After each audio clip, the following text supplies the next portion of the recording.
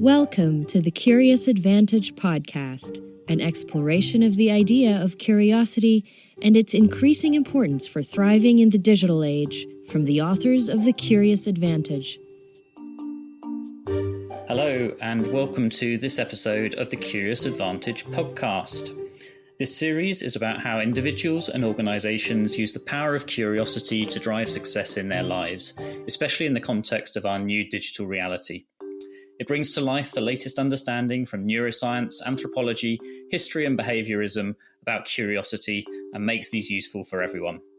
My name is Simon Brown. I'm one of the co-authors of the book The Curious Advantage and the Chief Learning Officer at Novartis. And today I'm here with my co-author, Paul Ashcroft.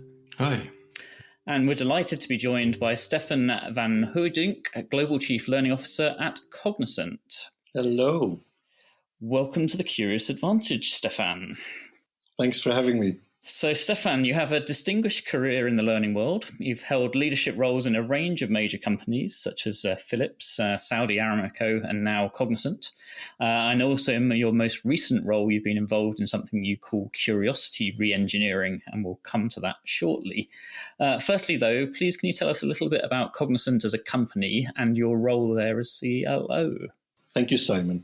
Cognizant is a big company, 300,000 people. And the company was also in a big transition where the company was focusing more on buying resources until about 2 years ago. And that balance moved in favor of bringing a balance between buying and building resources. Of course, there's a huge amount of transformation that needs to happen if such a big organization wants to change towards that.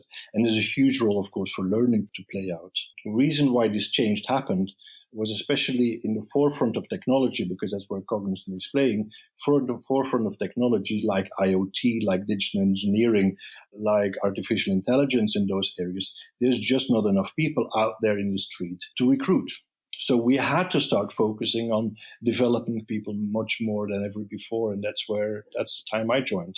So and it was a beautiful roller coaster where we tried all kind of different programs and different things to energize everybody.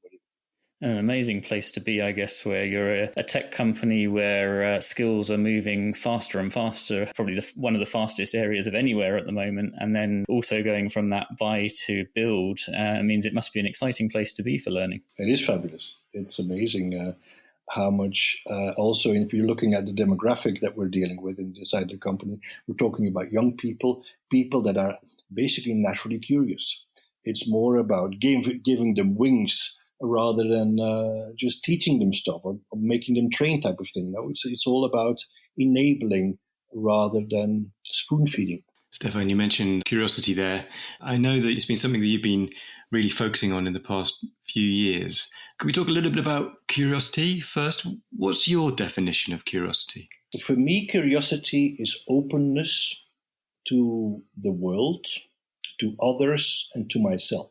Openness, you can just general openness to the world, i.e. I'm interested in the world around me. To people or others, I'm interested in the people around me. In an organizational context, wouldn't it be nice if I know everything about my neighbor, or that I know as many people as possible in the organization? And the third dimension, curiosity about myself, is all about how much am I aware of my deeper drivers, how much am I aware of my own values, of the things that tick me, including my limiting beliefs type of thing. So I'm a great believer that if you were able to focus on those three dimensions of curiosity, then magic will happen. Love that definition, the openness to the world, to others and myself, because in some of the research that we were doing, we're seeing how curiosity actually helps in reducing conflicts within teams because it makes you curious to others' points of view, and also actually how it increases and improves communication because you're curious to be a better listener and it can actually sort of help you in various ways. So yeah, I really like your definition there. You were just talking earlier about how Cognizant's been on a journey from buying to building capability and talent. What role has curiosity played in this journey at Cognizant? When you're looking at learning, typically what learning organizations or learning teams are focusing on is what I call primary and secondary skills. Primary skills are the skills that you need to have for doing a job. And in our case, very often it's technology skills, it's computer skills, it's computer language and those type of things. Secondary skills are typically the skills that help you be a professional. And that's the thing around collaboration, around creative thinking and those type of things.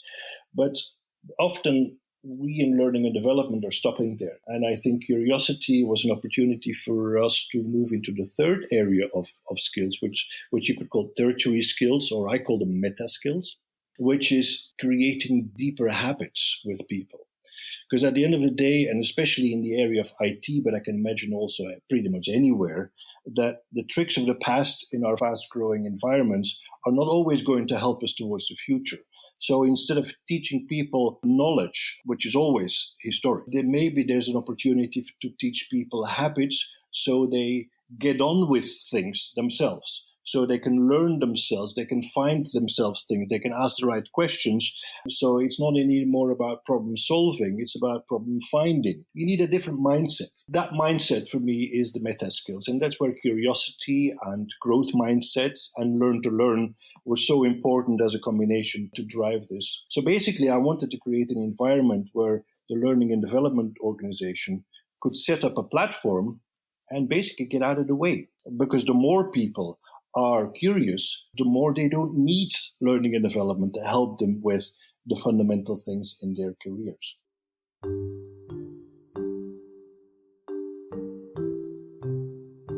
You're seeing curiosity as helping people take their learning to the next level.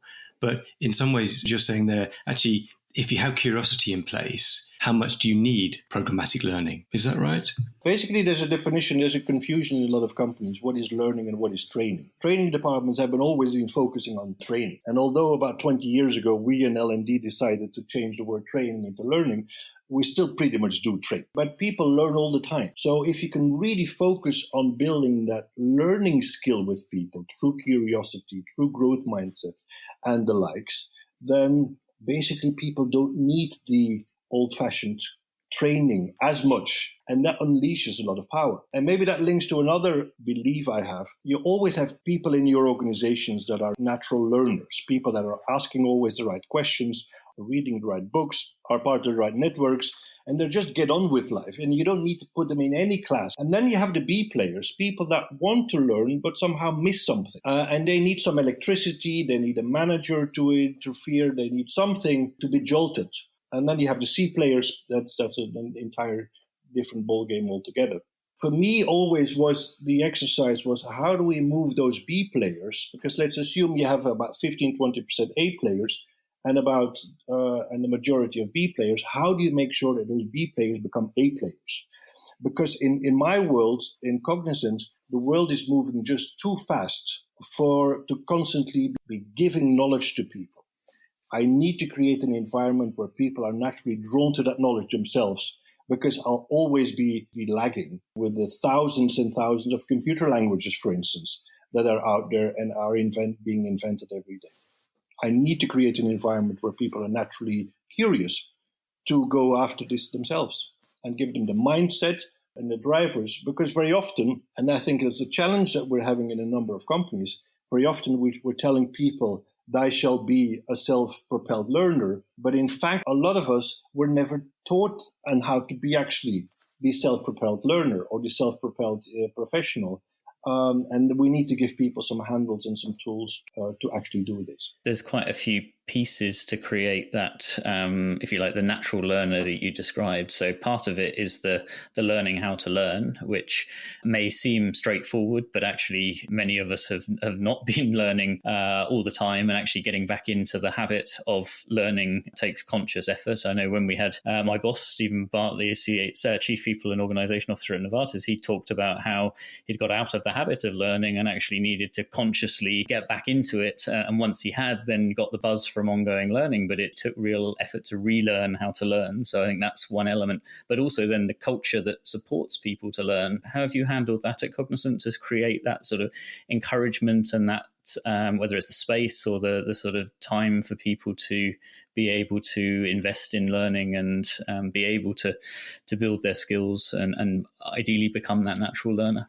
Well, I think very early on when we started, we changed our cultural tenets and our learning cultural tenets. And we created a big campaign which we called Open, Wonder, Learn, to encourage people to be really exactly those, open, wonder, and learn. And we bombarded this notion in the entire organization in a very positive light. And we also democratized all the licenses that we had. Like Novartis and many big companies, we had a lot of online libraries, and we have books, and we have e-coaching platforms. And what we found that sometimes some divisions had been buying licenses and were keeping them within themselves. And we had different tools for different teams. And we said, we're going to democratize all of this, and everybody can have access to it. All the different tools that we have, even if it's not part of your day-to-day role. If you're aspiring to, for instance, learn about IoT, but you're not part of the IoT team, be our guest. Go and learn, and here are all the tools, and you can get all the certifications you want, type of things. So, all supported by the Open, Wonder, Learn tenet. And also, I think what is very important, we spend a lot of energy on data and convincing the organization through analytics and management layers, and also the employees themselves, that it actually led to a lot of positive magic. You developed something that you call curiosity re-engineering. So maybe you can tell us a bit more around what that is. It's easy to talk about it, but how do you change habits? And we've all learned from NLP and other areas that actually there are opportunities for people to change their habits. What we did with curiosity re-engineering is to create a number of very engaging and interactive 45-minute sessions, online sessions, where we had trainers all around the world, people from within our team who would do those sessions. And those sessions were about curiosity, were about growth mindset, fixed mindset, also learn to learn. And the entire objective of those sessions was basically to give people what I call language. If people have never heard growth and mindset in the same combination, they are not going to reflect on whether they have a growth mindset, yes or no. And I'm a great believer, and maybe that's my NLP training. The moment people have language, the moment people have words, they're able to reflect. And reflection is the starting point for making a decision. Am I happy with the status quo, or do I want to change? And so that's exactly what we did. So we did a lot of these short sessions, and we trained, by now we did, I think, more than 15,000 people. We actually giving people those ideas, and that gives the opportunity for people to reflect. And actually we find that about 50% of the people that we have trained, and we check, we're big on data. So after 3 months, we're checking in with those colleagues and saying, did it change? What did you pick up? Are you now more curious? Are you now more interested in the world, others, and yourself? We're finding that actually 50% of those people have actually taken a positive, have reflected on it, and have taken a positive decision to do something about it. That's what I call re-engineering, like give people ideas and re-engineering their habits towards becoming more curious and therefore becoming more like A players. Introduce people to the concept of learning how to learn, the concept around growth mindset and curiosity, why it's so important, and then pointing them in the direction of how they can do something about it out of the session. Is that right? Yeah, absolutely. And it's very much treating people like adults, giving people those words and say, okay, now you're an adult, you reflect on it, and I'm not going to pamper you, but be our guest. And it's amazing how much this is people giving wings. You're listening to the Curious Advantage podcast, inspired by the book The Curious Advantage, written by Paul Ashcroft, Simon Brown, and Garrick Jones. Subscribe to the podcast today. Stefaan, how did people react to that, could I ask? And we talk in our book about language, and if exactly as you say, if we don't have the language for something, we can't even visualize it, can't understand it, can't see it, don't know what to do with it. When you're working with people in this kind of way and you're introducing them to maybe quite strange territory, what has been some of the reactions that you've seen? Extremely positive. Now we're working with you could call it an oil patch approach. We're never mandating this to anybody. We're inviting people. It's free to come. Word of mouth is leading that more and more people want to join. I'm only hearing positive feedback from people. It's opening their eyes. It's opening their minds. It's giving them an opportunity to change their habits. They're thankful for this. Just looking at really old-fashioned learning our data. Yep. We're finding that the people that a year prior to taking those sessions, people had about 25 hours of formal learning. We have many other learning opportunities, but let's call them formal learning for a second. Yep. 25 hours. And if we're checking the learning hours post those sessions, we're at 43 hours. Mm-hmm. For just the people that followed those sessions. And then, of course, we're going deeper and we're slicing and dicing in many other ways. So it's not only what people tell us, but it's also what the habits that people display post receiving those re-engineering sessions. Great to see that level of increase. And learning hours is an interesting one because on one hand, you can argue actually time spent learning in itself is meaningless because it's all about actually have you learned anything and are you able to apply it?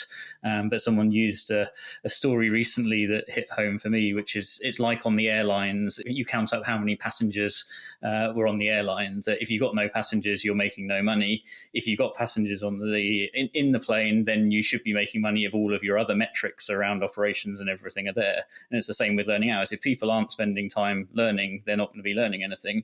Just because they're spending time doesn't mean that they are learning, but if you've got great learning content aligned to your strategic goals, then actually the fact that they're spending time learning should be resulting in them building their skills and being able to apply those in a meaningful way. So I think in that context, learning hours is a very helpful metric, and seeing that increase must be very powerful for you. Yeah, you're right. It's just one of the many drivers for analytics that you can take, but at least just on a formal learning piece, we saw a big change. And let's stay on data for a moment, because I know you've done some great work around correlating your learning data with some other HR metrics like retention, attrition. Can you tell us a bit more around some of the work that you've been doing there? I think data is really important, not only with Cognizant, but in my last, I think, couple of jobs with Philips and with Flipkart and before this. I always have a marketing team, I always have an R&D team, and I always have an analytics team. And because I think these are the really important ingredients to drive towards the future. With regards to the analytics team, it's all about being Sherlock Holmes, and looking for data, because all of us in all the companies that we have around the world, there's so much data available. But what you do with the data is often a challenge. So when you have an analytics team, they can kind of roll up their sleeves and do all kind of that stuff. Now, you can talk about just the L&D data themselves, or you can actually mirror those data against your HR data, your engagement data, your sales data, your customer satisfaction data, and so on and so forth. And I think that's where the power is of data. What we found early on was that there's a clear correlation between learning hours and attrition. Mm-hmm.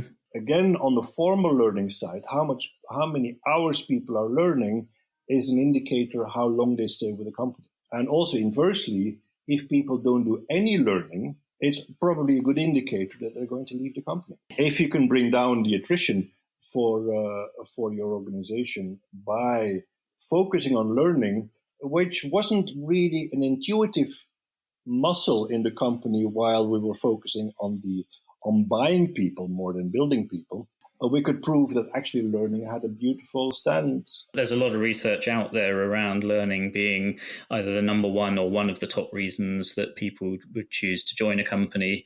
And similarly, that it's one of the top, or if not the top reason, that if it's not there, people will leave the company. So your data is backing that up. But as you say, when you do the business case on it, it's hugely powerful, because if by increasing the amount of learning that people are doing, you're reducing attrition, there's some huge numbers for large organizations behind the cost of that attrition and the having vacant roles, and then the cost of finding people and potentially the hiring fees and things that go into that as well.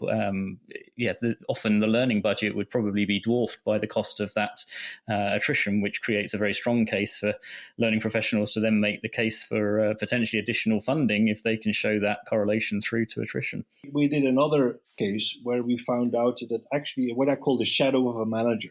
If a manager learns a lot, the team will learn a lot. If a manager learns little, the team will learn little. We did this survey, this analysis, and we found that actually the manager has a huge shadow in terms of creating a mini culture within their own team. If they're learning a lot, magic happens. If they're not learning a lot, nobody touches, apart from the A players in those teams. It doesn't go fully. If you have an A player, you don't need a manager to learn. Yes. They'll still get on with things themselves. But for all the B players and also the C players, they need that reinforcement, that support, that role modeling of those managers. That's really interesting because we talk about how to be a curious leader in the book, and we cite the example from Novartis where we looked at the data between engagement within a team across multiple dimensions, including their curiosity and learning. And we looked at the difference between a favourable manager and an unfavourable manager, so whether the team thought that the manager was good or not. And the area that it had the greatest impact was if you had an unfavourable manager, your curiosity was 22 points lower than if you had a favourable one. A curious culture is a game changer. What does curiosity mean for you? Follow #CuriousAdvantage and join the conversation. I'm fascinated by your A and B players. You talk about trying to get the B players to become A players, presumably continuing to motivate the A players to continue to be curious. I think this is one of the main tenets of our research in our book, is that people can become better at being curious, almost if curiosity was a muscle that you could work out. How would you see people becoming more curious? Is it something that you see that people do get better at? And if so, how are they doing that themselves at a personal level? You're not an A player for life, and you're not a B player for life. It also has to do with the environment. It's maybe linking a little bit to the concept of flow. If you're professionally in the longer term flow, then the chances for you to be an A player are big. But suddenly, if you change your role, or if something happens to you professionally otherwise, you might become a B player because the environment is kind of changing around you. I see a lot of organizations that have a lot of hurdles, and some organizations create a lot of enablers, but there's also disablers. Whether you have a rotation policy, yes or no, whether learning or training is more lip service than anything else, whether, like we said earlier, if the manager is casting a negative shadow over the people, then there's all kind of possibilities where the organization can support or not the general curiosity of people. Like general meta skills, I think mindfulness is very powerful there. Self-awareness, intensive self-reflection, and very often people say, "Oh, never thought of that. I've been always looking outside, but I've never looked inside." And I think the more you understand yourself, the more you're in tune with yourself, including your limiting beliefs. So I think it's a long answer to a very difficult question, but I think we as humans have that flexibility to change. So even learning is becoming more and more science-based, sometimes it's data-based, but really down to the philosophy and psychology around it. Yeah, these seem to be some of it. It's broadening out into multiple disciplines. I think it's still too much intuition-based, because I learned this way. I'm going to make sure that everybody has to learn that way, and every individual is different. Every individual is different, and it's a lovely segue into a question I'd like to ask you. What makes you personally most curious? My big dream is to start a bachelor in philosophy now, as a next stage. I've been reading lots in philosophy, but I've also read on positive psychology, and I read about anthropology, and I'm trying to read as broadly as I can. But I wanted to take this time out now and maybe celebrate my curiosity and going deep into this into philosophy. I've been never very happy with status quo. I'm more of a change person. I've looked at learning and development and also all the different jobs I had, always from the lens of a business person, trying to use learning as a tool. And status quo is always something to watch out for. And that probably drove my sense of curiosity. How can we always turn the pages around? How can we do things better, never take things for granted? And that was for me. To wrap things up, what would be the one thing from the conversation today you think, or from your views on curiosity for our listeners to take away, if you had to sum up in one point? Well, I think curiosity is here to stay, especially now, especially when the future is more and more unknown. In the 1960s, we knew what the 1970s was going to look like. Now in 2020, we don't know what 2030 is going to look like. So curiosity is one of the, maybe even the biggest ingredients to drive this. And everybody's going to listen to this, need to come to grips with this notion for him or herself. What is curiosity for me? And I'd say good luck, and start exploring and start reinventing yourselves, and you'll see what magic is to be found. Couldn't conclude better than that. So thank you so much for joining us, Stefaan. It's been great having you on the show. Thank you, Stefaan. Thank you so much for having me. You've been listening to a Curious Advantage podcast. Buy the Curious Advantage book now on Amazon and learn about the 7 C's model for being more curious. And join the conversation at #CuriousAdvantage. Subscribe today and keep exploring curiously. See you next time. This podcast is produced by Aliki, Paolinelis, and John McGinty, and edited by Jill Damatac-Futter.